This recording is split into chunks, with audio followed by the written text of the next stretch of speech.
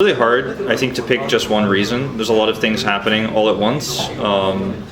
For example, I think traveling is going to affect your performance a little bit. They had to play in a different practice facility, but for most of the players, it's not their first time traveling internationally. But at the same time, I think one of the big issues is that Damwon was so dominant in the spring season that it's almost like they forgot how to lose or how to play from behind, because it was such an easy run through playoffs and it was so dominant, and there was never a moment where you were worried for Damwon or where you thought they weren't going to really make it. And to me, when you look at that, then you go into a really competitive international event where everyone has different play styles and every team is really strong and every team has a different opinion about the meta.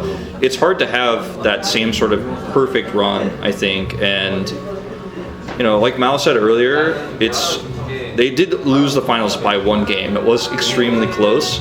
I think people criticize their performances so much because they expected so much more from them.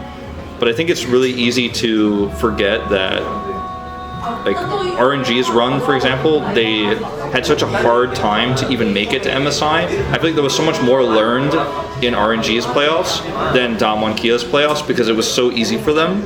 They went 6-0, they didn't drop a single map. They got to skip the first round. So it felt like maybe Damwon Kia just didn't have enough hardship, didn't have enough learning during the last part of the season. And I think that really affected their performance. I also feel like and this is more gameplay, that doesn't really influence, for example, what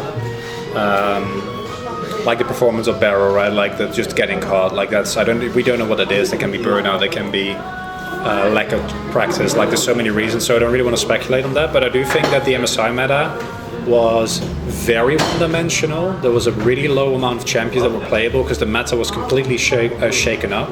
And online Worlds, which takes place I think it's twice as long, because MSI is 2 weeks, 2.5 weeks, really, and Worlds is a month, right? So what you see with Worlds is that once the meta settles a little bit, generally you will have a lot more knowledge of flex that you can do, and one of Damwon's biggest strengths is how flexible they are, how deep their champions pools are.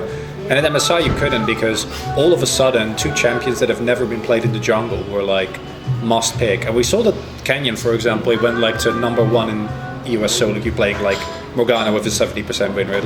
They mastered the champions, but being able to play the champion in solo queue mechanically and actually playing it in competitive is so different as well. So I think with Worlds you're not going to see that, because with Worlds, right, generally has been recently really careful to not completely 180 the meta, right? But then when you look at it, RNG just played literally comps that have been the exact comp that has been viable since the beginning of spring, and they still won, right? So it's not, but I think that was a factor. The fact that the meta was very shallow because of the insane patch that dropped just before MSI. And do you think Damwon should have